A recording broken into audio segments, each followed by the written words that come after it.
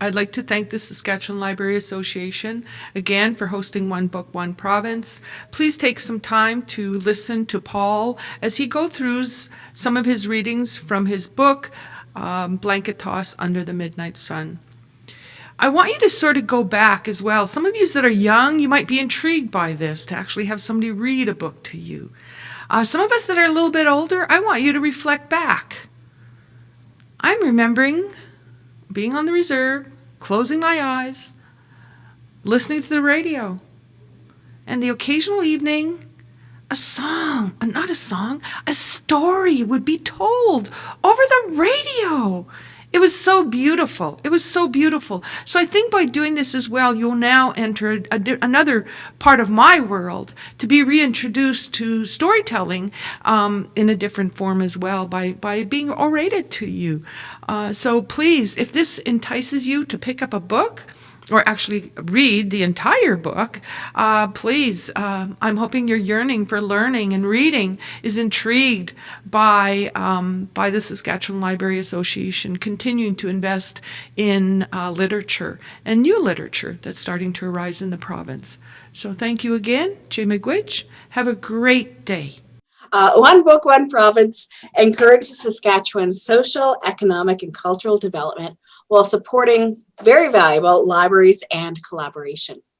Saskatchewan Library Association's work and support reaches the land covered by Treaties 2, 4, 5, 6, 8, and 10, the traditional lands of the Cree, Dakota, Dene, Lakota, Nakota, and Saulteaux people, and homeland of the Métis. The blessing for this event was done by Brenda Dubois at an earlier time, and Paul will also be given tobacco for sharing his stories with us.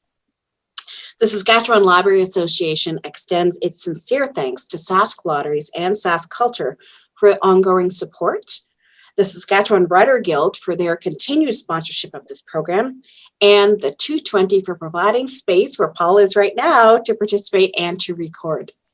So Paul Seesequasis is a Willow Cree writer, journalist, cultural advocate, and commentator currently residing in Saskatoon, Saskatchewan. Since 2015, he has curated the Indigenous Archival Photo Project, an online physical exhibition of archival Indigenous photos that explore history, identity, and the process of visual reclamation. His writing has appeared in the Globe and Mail, The Walrus, Brick, Granta, and other magazines. He was an editor on the book Staking Land Claims in 1999 that highlighted 4 Indigenous artist exhibitions at the Walter Phillips Gallery as they explored past and present relationships between the land and its dwellers. 2010's Tobacco Wars was a novella set in the early 17th century that follows the mythical and rollicking adventures of Pocahontas and playwright Ben Jonson. As the worlds change and are irrevocably altered, a new commodity, tobacco, intoxicates the old world at the same time as an Indian princess undertakes her own age of exploration. Paul has been active in the Indigenous arts, both as an artist and a policymaker, since the 1990s. Audrey Dreever is a painter, independent curator, museum and fine art consultant, art and art history instructor here at First Nations University. And a little tidbit about Audrey that not many people know, she used to work in a library, so she's extra cool. She is Plains Cree, and her family comes from Seesequasis and Atakakup Cree nations of central Saskatchewan. Audrey, who grew up in Prince Albert, received her Master of Fine Arts in Painting from the University of Regina in 2015, and her Bachelor of Fine Arts in Painting, Printmaking, and Sculpture, and her Bachelor of Arts in Museum Studies, Curating, from the Institute of the American Indian Arts in Santa Fe, New Mexico. No, I Do Not Speak Cree is her latest exhibition of paintings and prints that expresses and examines her experience with Cree language loss and considers whether her inability to speak Cree means that she is less Cree.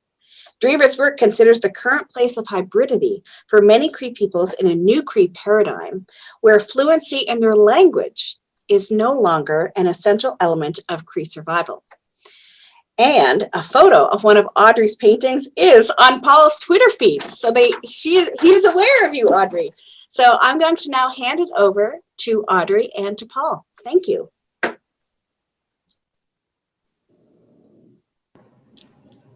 Thank you very much for the introduction and the tidbit. Nice surprise. Thank you very much. So I just want to start by saying thank you for the invitation to participate in this event. I actually have been following Paul's work too, particularly on Facebook, because I constantly am looking at historic photo images that will help me to teach Indigenous art histories and to inspire our students in the visual art studio. Also, always looking for opportunities to curate fantastic shows about our history and provide information for everyone, including our own nations, our own people, about the amazing intellectual and artistic abilities of our ancestors. So Paul, thank you very much for being here and being willing to have a conversation with me today. Congratulations on your book. I'm so excited about this book because, as I said, I've been following you, your images that you post, and have actually used some of those images. I've followed the paths that you've given us and have used some of those images in my own presentations. So I have been, all of the images that I've been looking at for the past 15 years or more have been also enhanced by the images that you've provided, because I haven't seen most of what you've been posting. So thank you very much for the work that you're doing. Like I said, I'm very happy to have this opportunity to work and to have a conversation with you.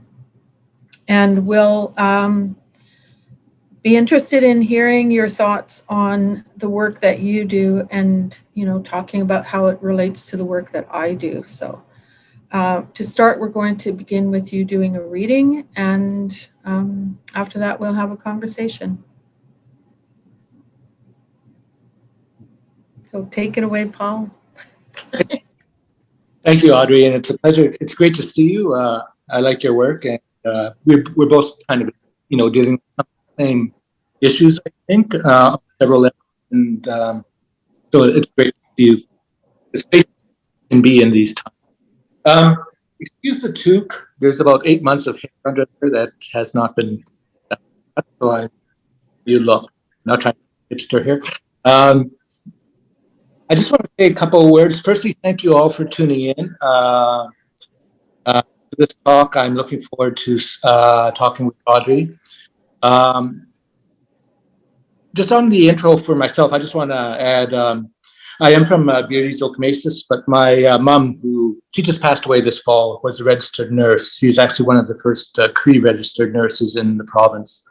So I actually grew up in Melfort, Prince Albert, Regina, Humboldt, Saskatoon, wherever she was stationed. So I'm very much followed her around. And at the time, because she was a nurse, she had to leave the res. There's all this stuff going on. And so I'm very much, I guess, an urban Cree guy here in Saskatchewan, but I consider this very much home. And the res I still visit when I can. Blanket Toss Under Midnight Sun began probably 3 years ago now. Penguin Random House approached me, aware of the project I've been doing with our Indigenous archival photographs online, and asked if I wanted to make it a book. And I thought about that and tried to figure out a way to do that. Initially, because there's literally hundreds of photos that have been posted as part of the project over the past 5-6 years. I quickly ran into the issue of, well, how do we do a book that isn't like 2,000 pages and covering everything? And it would take years to research. Unfortunately, we just decided to focus it on 8 regions or 8 communities. And I just want to say what these photographs were actually, the narratives for these photographs actually happened because of the internet and Facebook that Audrey was referring to. So really the leads to put the photos into context came from people in the communities. I would post a picture and someone would say, that's my grandma, that's my grandfather, that's my auntie, that's my uncle, that's me 40 years ago. And then from there, people would make these comments. And it began this kind of really, for me, a neat process of oral narrative developing from an archival photo that's posted on social media. So it was kind of a neat juxtaposition, because these photographs, initially I started with photographs from museums, archives, libraries, etc. These photographs, of course, are part of collections. So in one way, they're divorced from the community. Many people in the community have never seen them. So that was the initial reason I started. Back in Toss on the Midnight Sun was kind of to be a bridge to share these photos. But what quickly happened was these photos took on a new life, and new life was the stories that went with them. And I'm happy to say since then, and we'll get into this in the conversation, the photographs are now coming from private collections, people's own collections, etc. So it's really grown since then. But before we take up too much time, because I know an hour goes by very quickly, I'll read a couple of selections just to give you a taste of how the photo and the narrative goes together. This first one I'll do is Kanuwak Ashvik. Oh, there we go. Oh, okay, that's the archive starting there. So you don't see me, which is fine. I'll just start reading. A Kanuwak Ashvik, and we'll see her slide as it starts to come up on the slide, on the PowerPoint here, was a pivotal artist in the emerging Inuit art scene in Cape Dorset. And if we can start moving the slide along, what we'll see is there's a photo we'll come to where Kanuwak is coming out of a white tent. And this one right here. Shown here in 1960, and if we could just pause here. Shown here in 1960, exiting her tent with her son Adamy, who I again spoke to on Facebook after this. Her star is already rising quickly. Kanuwak was a powerhouse in the West Baffin Eskimo Cooperative, along with Kenegak Putuglik. Up until her death in 2013, Kanuwak contributed many prints and her art sold exceptionally well. She became quite possibly the most famous Inuit artist in the world, known for her printed Enchanted Owl and Return of the Sun, which appeared on Canadian stamps, and Red Owl, which the Royal Canadian Mint included on quarters in 1999. At every annual print collection from the very beginning, Kanuwak's art was much in demand, providing essential revenue for the emergent cooperative. A founding member and early signatory to its establishment, she was a seminal part of Cape Dorset and the creative culture surrounding it. According to John Houston, the Inuit in Kingate realized a couple of things right away. And one of them was that the co-op was a kind of an extension of the already timeless Inuit way of being in the world, an extension of Inuit traditional knowledge, and the necessity and benefits of working together in the Arctic. The tent from which she is emerging is typical of the period, again, this is 1960. The tents were canvas and kept scrupulously clean. They were highly portable and often moved. The tent served as both Kanuwak's living quarters, where she raised her children, and her studio. The builders salvaged materials from the sea or from ships that arrived and installed a wooden door rather than having to use a less convenient flap. Kanuwak was very close to all her children, as evidenced by one of her sons, Adamy Ashvik, in the carrier hood of her amati, and an older son, Arnuku, in the background. The design of the amati and the carrier hood fosters a wonderful closeness between parents and children. When growing up, they are constantly in and out of the hoods, being snuggled and always able to feel the warm proximity of their mother. This intimacy from infancy creates a strong sense of self and of being an accepted member of the community. In the photograph, Kanuwak is wearing a summer-style mati with bands on the sleeves that are very distinctive of Cape Dorset. Being a coastal settlement, there was a long tradition of trade and barter with whaling ships and also at the local Hudson's Bay Company store. Especially prized were fabric and dressmaking materials that were brought up or mailed by visitors from the south. And there's Canuac again. I think that's Adamy. I'm not sure which son, but I think that's Adamy. Especially prized were fabrics and dressmaking materials that were brought up or mailed by visitors from the south. These could not be found on the shelves of the HBC store. The pattern of the skirt Canuac made suggests this is the end result of one of those gifts. Below the skirt are her sealskin boots, which she also made. Quote, my mother, Alma Houston, when we were in the south, would find some interesting kinds of material and take 3 or 4 meters of it and wrap it up and send it maybe to Canuac or to some other Inuk woman in the community, and they would appreciate that beyond all measure, recalled John. In the photo, Canuac has got a bit of material there that she would have certainly sewn up herself, and there's probably a bit of material pattern that's not necessarily duplicated in town. There is no word for art in Inuktitut, Canuac once said. We say it is to transfer something from the real to the unreal. I am an owl, and I am a happy owl. I like to make people happy and everything happy. I am the light of happiness, and I am a dancing owl. In Rosemary Eaton's photograph, she is light emerging from day. So that's one of the readings. I want to do one more here. Find it. Here we are. Okay. I want to do a part which is, we'll see the slide come up as it moves past. It's a woman in a birch bark canoe with her young nephew. Her name is Marie Mickenack. And why I find her interesting is I didn't know of her existence until I had spoken to John McPhee, who was the photographer who took her picture. And he took her picture back in 1949.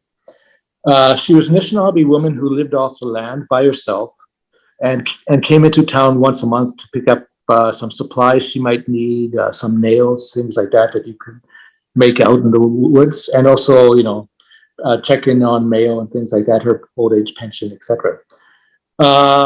So John McPhee told me her story, and I interviewed him, and he passed shortly before the book came out.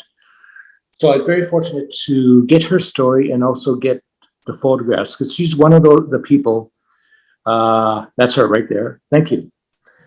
And you see her in the picture here taken in 1949. She's one of those people who we would not know of and not have a picture of if it wasn't for putting this book together and just the lucky timeliness of it, that John McPhee was still around, etc. So I'll just read this part. I just want to make sure our time is good. Okay. In 1949, while working at Osnaburg House, originally the site of a trading post on Lake St. Joseph, this is northwestern Ontario, by the way, John McPhee, photographer and field worker with the Ontario Department of Land and Forests, heard of a woman who reportedly lived an old-style traditional lifestyle. He was told this, quote-unquote, woman of the land would come to Osnaburg only once a month to pick up her old age security benefit and some sundry supplies at the local Hudson's Bay Company store. At the time in Osnaburg, as in many remote northern villages, the HBC store was a place to buy goods, as well as the local post office and the place to contact a doctor via radio if you needed one. Intrigued by the story of this woman, John McPhee went to Lake St. Joseph to meet her on one of her trips into town. In the photographs he took that day, using his Zeiss for color slides and a roller cord for black and white, she is seen arriving with her grandson and also paddling up and down the shoreline. Her name, McPhee found out, was Marie Mickenack. Mickenack spoke no English, and McPhee spoke only a few words and phrases in Cree and English, but no Anishinaabe, so they communicated mostly through body gestures and hand signals. Marie Mickenack was Anishinaabe and lived largely on rabbits, fish, berries, and manoomin, wild rice, when it could be obtained. When he met her, Mickenack was probably in her late 60s. Her canoe was made of birch bark, well crafted and sturdy, and her paddle was also handmade, likely carved from spruce. Quote, at the time, few people were making canoes anymore out of birch bark, McPhee told me.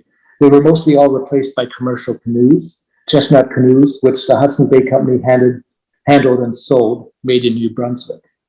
Mickinack's canoe was entirely of her own making, with patchworks and repairs added from time to time. I noticed one spot where she had repaired a tear with a wired nail or two and some cotton twine, he said. McVie moved to another part of Ontario soon after and never saw her or heard of Marie Mickinack again. Presumably, she went on living off the land, harvesting, snaring, fishing, or hunting the foods she needed, and using her skills, making and repairing what she had built from the resources offered by the land. And I will just do one quick one, one more, and then I'd love to get into discussion with Audrey. I just want to, on the slides there, if we go through the slides, there's a picture of she's a teenager at the time, or just 13, 12 or 13, of a girl holding a purse outside the tent. That's her there. This photo is Emma Alfred, and I want to just, if we can just go back to that photo there and hold it. Where was it again? There it is, yeah. So in 1951, anthropologist Catherine McClellan, known simply as Katie to many of the locals, and we're talking about Yukon here, mid-central Yukon, took the photo of then 14-year-old Emma Alfred holding a beaverfoot purse that her mother had just made for her. As Mary Bahika, who was also a young girl at the time, recalled, we saw Katie and Julie being Julie Cruikshank and other anthropologists, around a lot, but didn't think anything of it. We were kids. Both anthropologists, along with Douglas Leachman, were recording legends, histories, and other stories from the oral cultures of the Tlingit and Northern Shoshone people. The land around Pelly Crossing has a deep history. Halfway between Whitehorse and Dawson City, it had long been a trading place where Northern Shoshone and coastal Tlingit would meet and trade, as well as set up fishing camps in the summer. The Hudson's Bay Company built a trading post there, Fort Selkirk, and many of the Shoshone people settled in the area, while continuing to trap, hunt, fish, and gather in their traditional camping areas. This area was an active place to trade long before the Klondike Gold Rush of 1896 to 1899. Emma Alfred remembers helping her mother sew the beaverfoot purse. It had distinctive beaver claws on the front and the word Yukon sewn on the sides. The purse was newly finished the day Catherine McClellan took the photograph outside the family tent. I just came out of swimming, and then my mom told me to hold that purse to take the photo, Alfred recalled. So there was the proof right there that this was my mom's purse. A couple of years later, the purse disappeared. Alfred knew it had been sold, but there's no record of who the buyer was or where it might have ended up. Alfred assumed she would never see it again, and that it was in someone's personal collection, in a museum, or had been thrown away. Employed as a support worker for the Selkirk First Nation, Emma Alfred was among a delegation of elders from the Yukon who visited the Canadian Museum of History in Gatineau, Quebec in 2015, funded by the Yukon Community Development Fund. They were there to identify artifacts from the region and possibly begin the act of repatriation that would one day bring some of the objects home to be displayed within their nations. As well, they listened to audio recordings from the late 1940s and the early 1950s that had been gathered by McClellan. Cruikshank and Leachman. For many of the elders on that trip, it would be a poignant experience, hearing their parents' or grandparents' voices speaking in their language for the first time in decades. The trip to the museum held one more surprise for Alfred. As the elders were shown the artifacts from the region, which included moccasins, jackets, mitts, etc., Emma Alfred saw for the first time in over 60 years that very purse that her mom had lovingly made for her. It was quite the thing to see, she recalled. And that began the process that, well, returned the purse to Emma Alfred. And I will stop there and let's go into discussion, Audrey. Looking forward to it.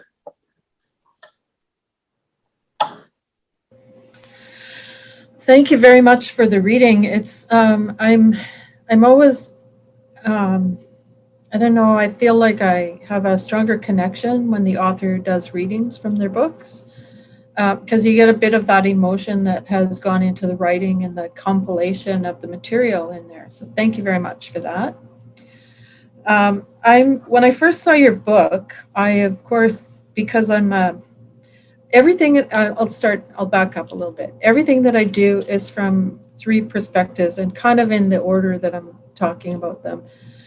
First, I look at it artistically. And if the photographer is an Indigenous photographer, I look at the aesthetics of that photograph as an artwork.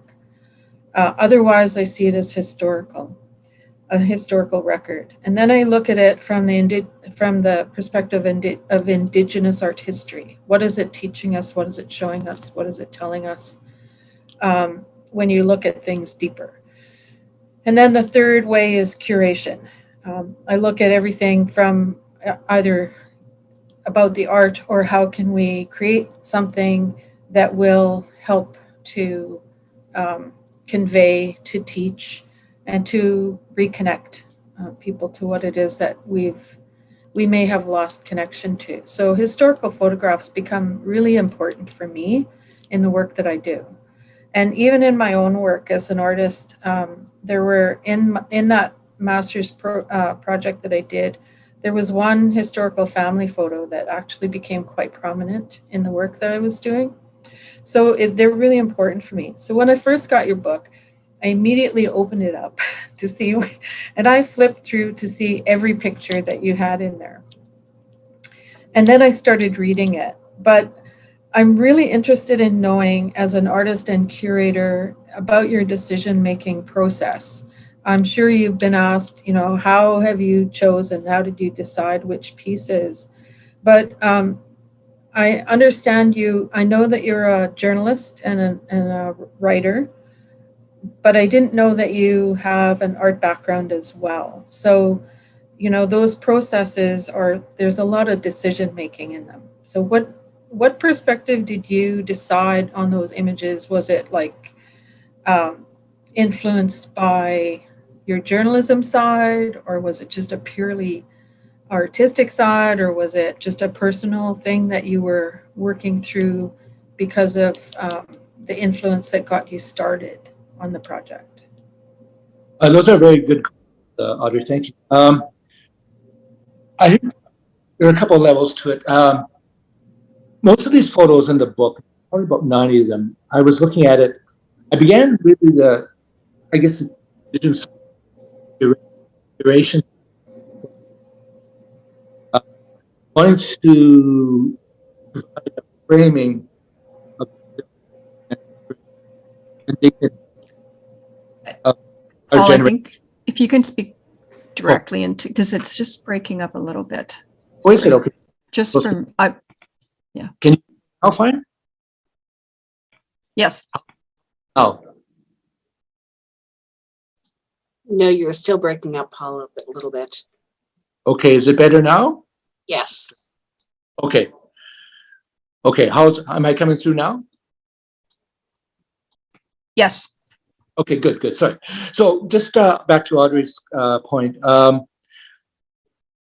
wanted to show the dignity and strength and resilience of our grandparents, our aunties, our uncles, those people who had gone through all the stuff, the residential school system, the PASS system, all those things, and kind of frame it in terms of, without their strength and their resilience, their humor, their day-to-day living, we wouldn't have the ability to recover and rebuild languages and culture, etc. So that was the curation side of it. I do have a journalist background, so as these photos people began to respond to them, I saw that this was kind of a recovery process of oral narrative. It wasn't being directed by me, which was nice. It was being directed by the people who are actually from those communities, seeing these photos and adding the story to them.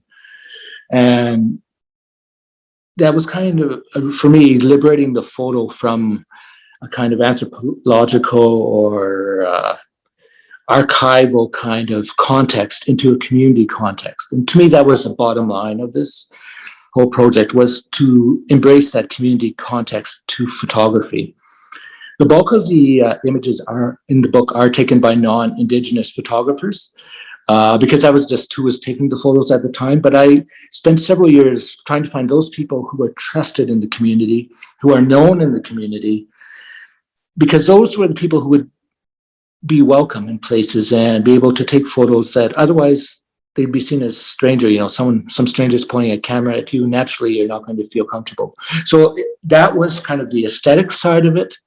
And I also wanted to pay tribute to people like James Jerome, Peter Pitziliak, and George Johnson, and that first generation of Indigenous photographers who are coming up anywhere from the 1940s up to the 1970s. Of course, today there are dozens of great Indigenous photographers and filmmakers, videographers, etc.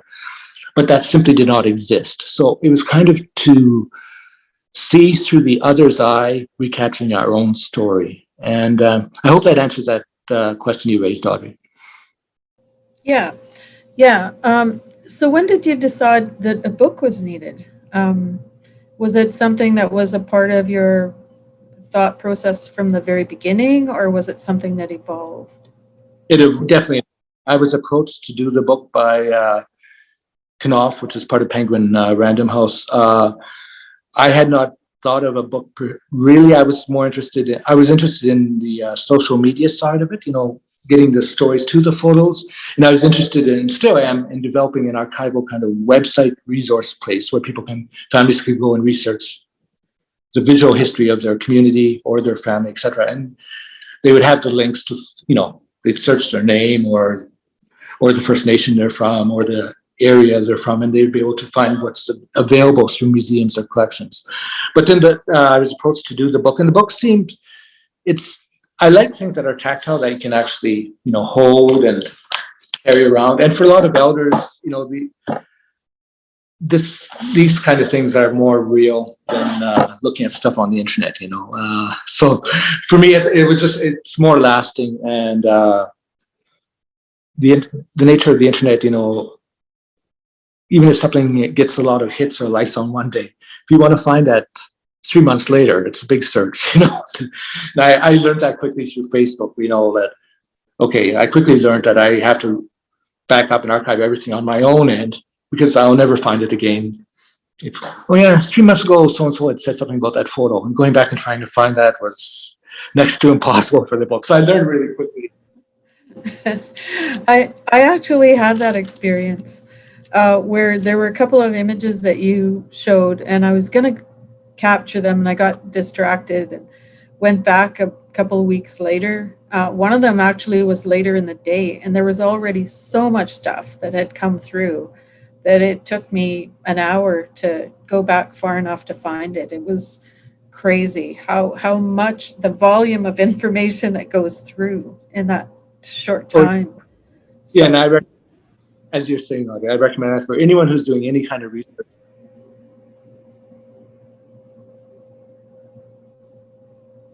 If you see it, David, somewhere. Paul, you're cutting out again. Am I back? We can hear you now. Okay. And I recommend for anyone who is doing any kind of research,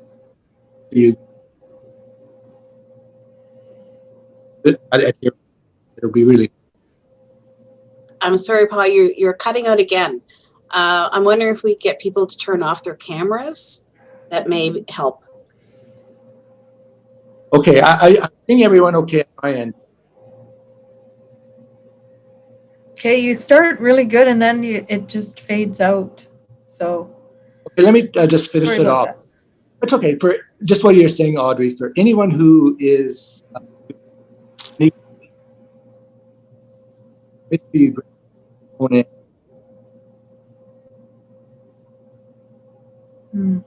Still lost you. I'm just so excited to hear what you have to say, and I can see the smile on your face, and it's I'm just checking, and then it cuts out. So mic here. Everything is on. It's weird. That's all good. And then Okay. all of a sudden it just, yeah, it's odd. Okay, just, can you hear? It starts and then we Weird. hear the very beginning of your sentence and then it just cuts out. Now that's not, can't hear you now. Okay, am I still cutting out? Little bit. Just go and see how we do. Okay.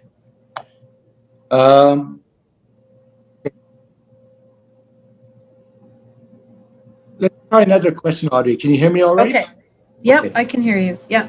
Okay. So you started alluding to people, what you recommend people do in regard to researching. I'm Oh, yeah. assuming it's researching. No. So I teach in the university. I teach at First Nations University, and specifically, but I also teach for other institutions. And from my perspective in art and art history, these kinds of photos and the type of book you've written are really important.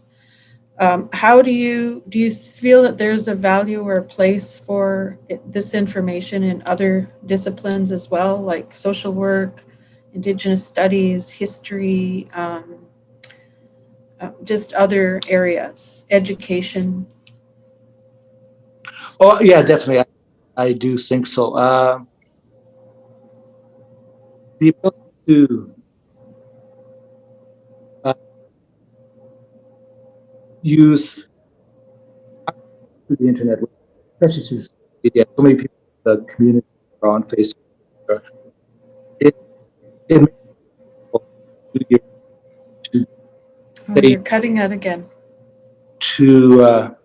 am I still cutting out?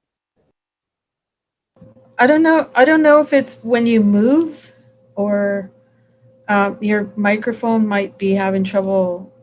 I don't know if there's a distance. I'm going to move it closer. Is this better? Yeah, that's better. Yes.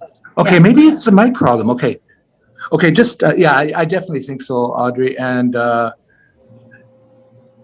ability now with social media and Facebook, et cetera, to reach communities, to reach people in those communities with images is really important. And we now have that ability to do that. So there's a connect that we can develop. And I'm sorry if I lost a little bit of the train of the question, but I'm more concerned. Am I coming through clearly right now? Yes. Okay, I think it was a mic problem. Perfect. I think I was probably too way in. It was trying to find me. Awesome. I'm holding the phone up to my nose. So Audrey, I'm with you now. Sorry about that. That's okay. So do you want to go back and talk a little bit about the book, why you thought it was a good idea to do the book? Yeah, let's go back to that. The book itself is real. It's something you hold in your hands. And for me, it was one, accessibility. A lot of elders, a lot of people aren't on the internet or aren't comfortable with it. And as we were talking earlier, things on the internet disappear. You know, you post something, oh, that person said something a week ago, where is that? And you search back, as you had said, Audrey, and it takes forever to find it.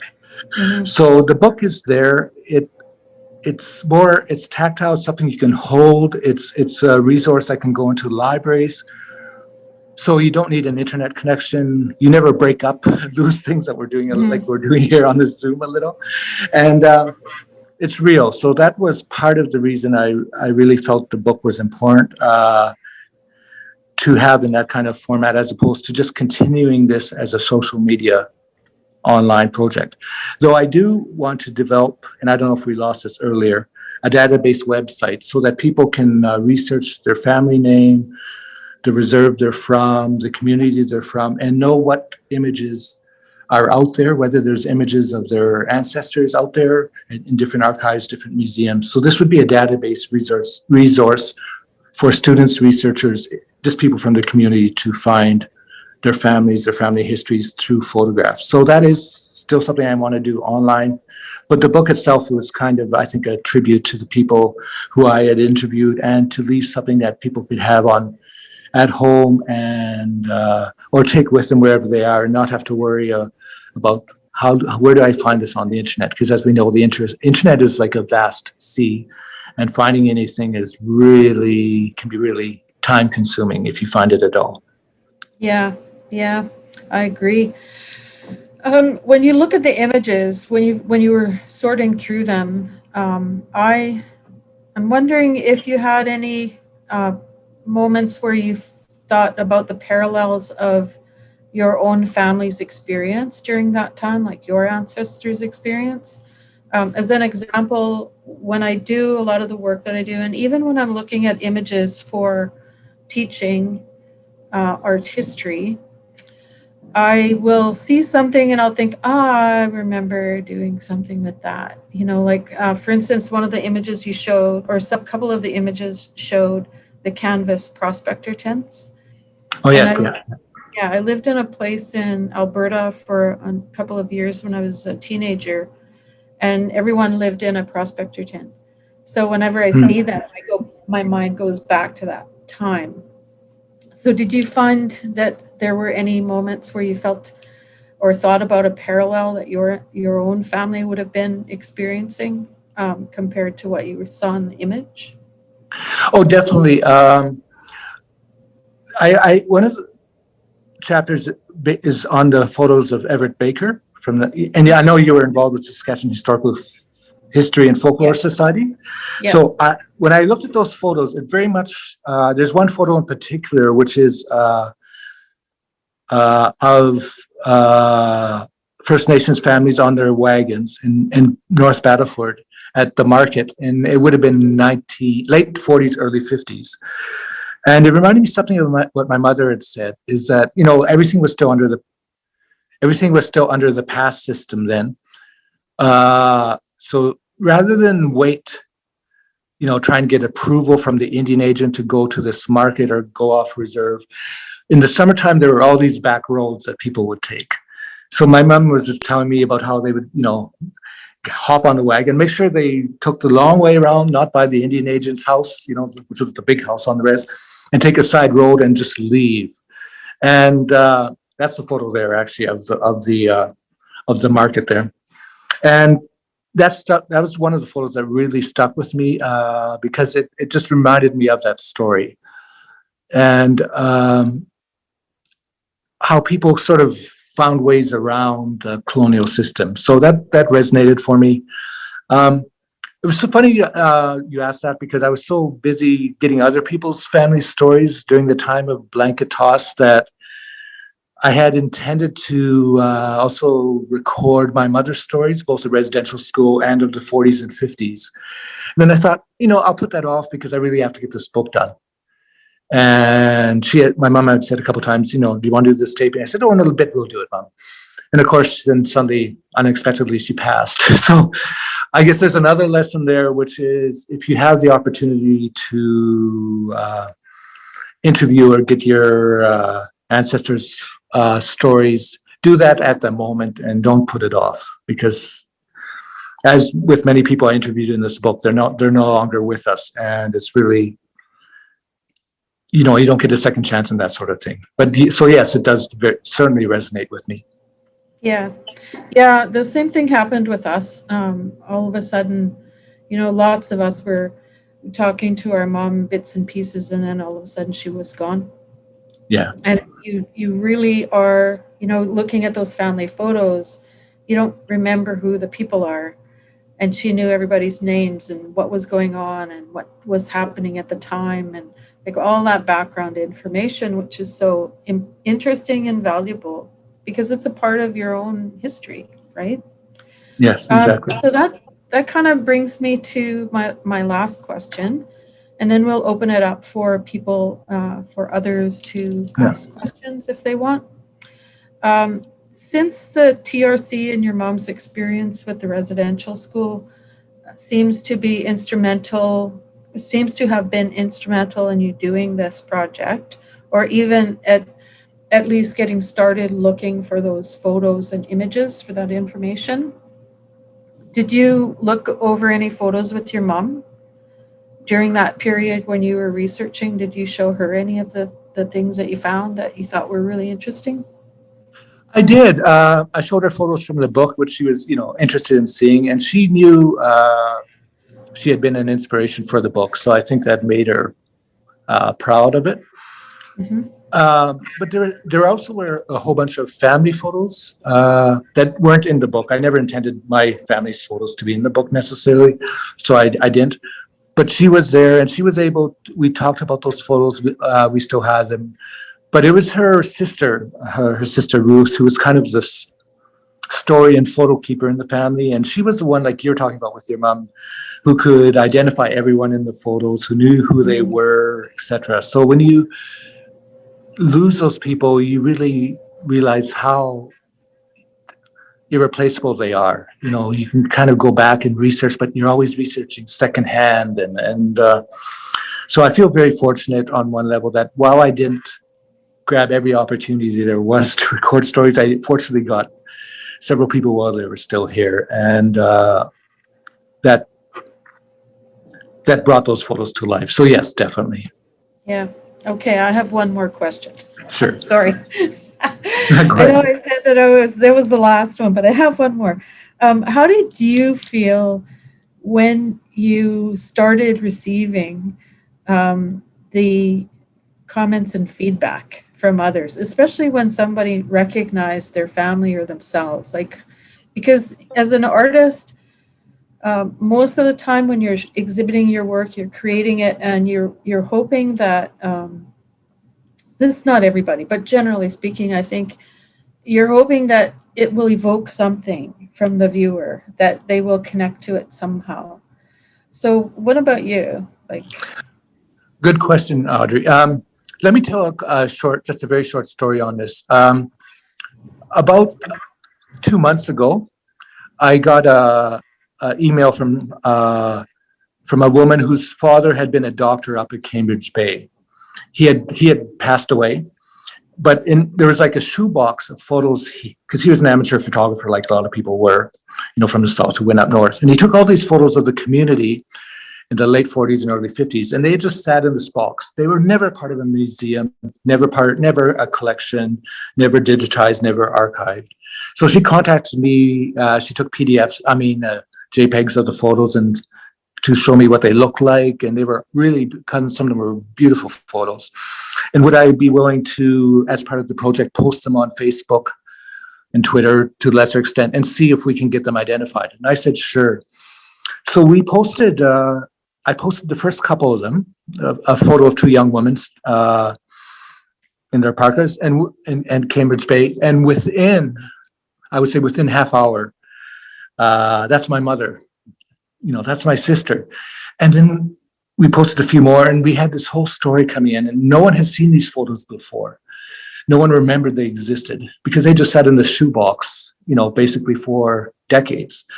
And so what the daughter of this doctor did was she got high quality print resolutions made of these prints of these photos made.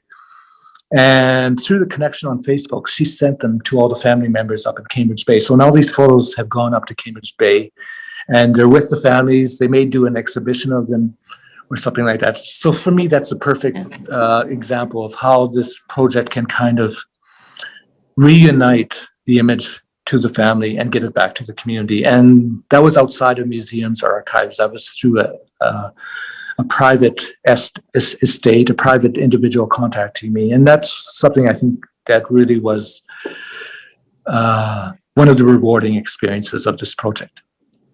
That's very cool.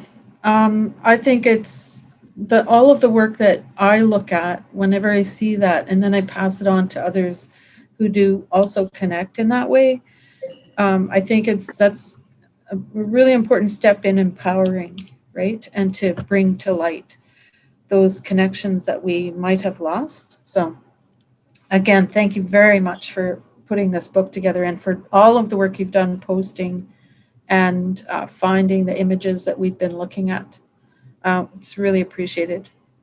So I guess we'll open for questions. We have about not quite 10 minutes or so for that. So if anyone has any questions, you can unmute yourself and maybe unblock your video so you can start your video and ask Paul. If you are shy, I'm not. So, but if you are shy, you can certainly post in the chat. I am monitoring the chat here as well. So I'm going to get it started because, you know, I'm not shy. So Paul, are you thinking that you might do another book? Because obviously you have hundreds and hundreds of photos. Do you think that you might want to do a second book or a third book? I'd like to do a second book similar to Blanket Toss, but I am just finishing a new book now, which is called Gaze. And it's one woman's, Indigenous woman's story. Her name was Continetta Horn, and she was a Mohawk activist and model in the 1960s. So it's taking almost like her family photo album and all the things. She was arrested, she went to Paris and fashion shows. It's just really interesting life and just focusing on that. So yes, that's the next book. But then back to something I think more like Blanket Toss after that. I know that as part of your own initiative, you were sending these books to prisons. Do you want to tell us a bit about that? Sure, gladly. About a year ago, I began to, someone had contacted me and raised the idea, because they were working on prison libraries. And so from there, I decided that what I would do is through Books to Prisoners, which is an organization in Ottawa, if people wanted to, through my website, buy a book and donate it to a prison library, to a prison, or to a specific women's prison, youth prison, etc., that I would sign that book. Then I would send it to Books to Prisoners, and they would see that the books got there. So I began that about a year ago. I believe that books are liberating, books are hopeful, and I'm hoping that someone will read those books who is perhaps going through some difficult times, and it'll provide, I hope, maybe a little bit of inspiration for their journey back. And that was the incentive for Books to Prisoners. How many books have you sent out as part of that program? Oh, I would say a few dozen at least over the past couple of years. Have you gotten any feedback from anyone who has received your book as part of the program? I haven't got feedback from anyone who's actually incarcerated, but I have received feedback back from Books to Prisoners and from people who work at libraries and institutions. So yes, and it's rewarding to see that. And you know, so many of our people disproportionately make up the inmate population, as we know. So I really feel it's a small gesture, but something I really feel strongly in. I love it. Oh, thank you. A question from the chat. Paul, as I read the book, I found myself wondering if you were able to visit many of the places in person during your research. Is there a particular place that you now want to visit that you found during your research? Very good question. 90% of the research was done via phone or via emails. So no, the cost for me to travel, I didn't have the budget, even with an advance, to travel to say, as we know, travel to the north in a remote community is very expensive. So I didn't have that kind of budget. So I had to do it all by phone. And I've learned quickly to be patient, for anyone doing this kind of work, give the community time is my advice. For instance, I was doing research on James Bay for a couple of stories that are in the book. And so I knew the elders were still around, the people who were in the photos. So I contacted them, but they were all out goose hunting. It was a June, so I quickly learned you have to go by the rhythm of what's going on in those communities at the time. And no one wants to talk to you when it's goose season, right? They're all out on the land having fun. So you have to wait, so often I would call someone, not hear anything. Okay, that's not going to make it in the book, set it aside. And then 6 months later, I'd get a phone call from that person, and they'd call like I just called them an hour ago, it was 6 months later. That sense of time was not there. So be patient. But in answer to the question, no, most of it was done via because most of the people were elderly, I did most of it by phone recording. Because a lot of people, the internet was very spotty or they just didn't have computers. So it was phone mostly for most of these communities. And is there a community that you can't wait to visit? All of them. I can't wait to visit with this pandemic. I can't wait to visit a coffee shop, let alone these communities. But yeah, no, I would love to. I love the North. I'd love to get back up to the Yukon. I love, because I'm a prairie boy, I love having some time. I can't live there forever because eventually I miss sunsets and sunrises, but I would love to be back in the mountains too. So yes, when this is done, I definitely will be looking for money, research money to hit the road again. I miss it very much. That's fantastic. Does anybody have any other Anne, did you have a question? I do.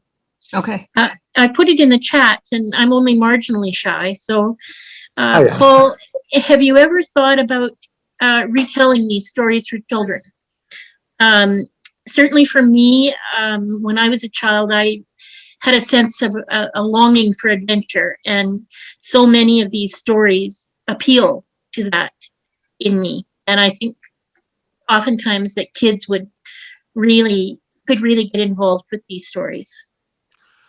I haven't thought of that for children, but now that you mention it, that's a wonderful idea. So I definitely will think about that. I agree with you, and there's so many ways you could go about that. There's so many great stories that people have just their living experience off the land, or legends and things that they have that could be tied in with photography. So it's definitely something that I'll give serious thought to. So thank you for that question, Anne.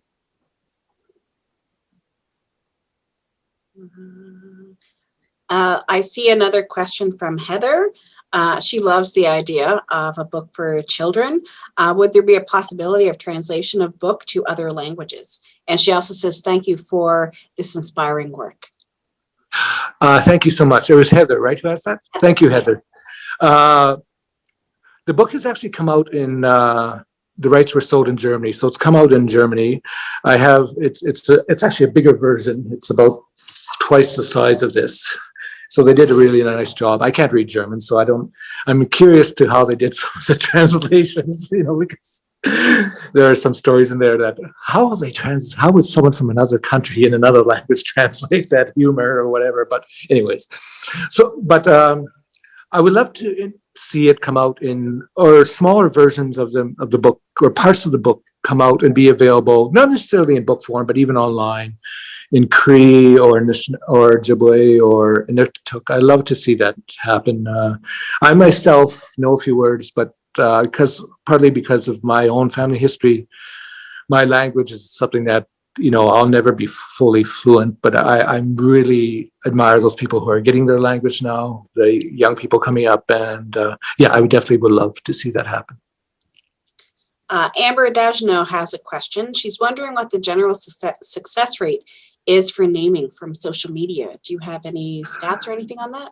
That's a very good question, Amber. And if you know anything about baseball, we are about to win the crown because we're probably batting about 750, which means we're hitting 3 of the 4 pitches that are thrown at us. 3 or 4 photos get identified in some way or the other.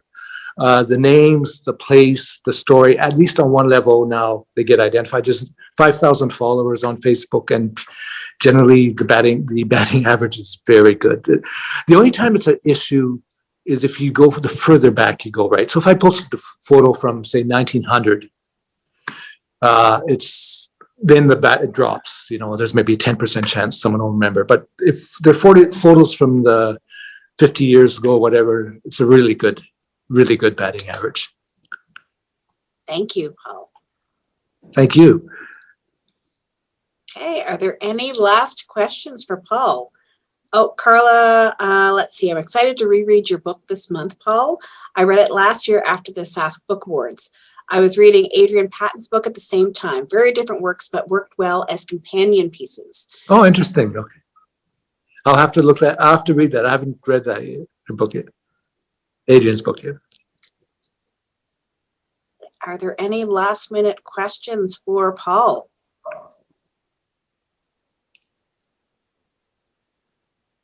I don't see anyone. I guess I will hand it over to Anne. Me? Yes, did you want to do Oh, the closing?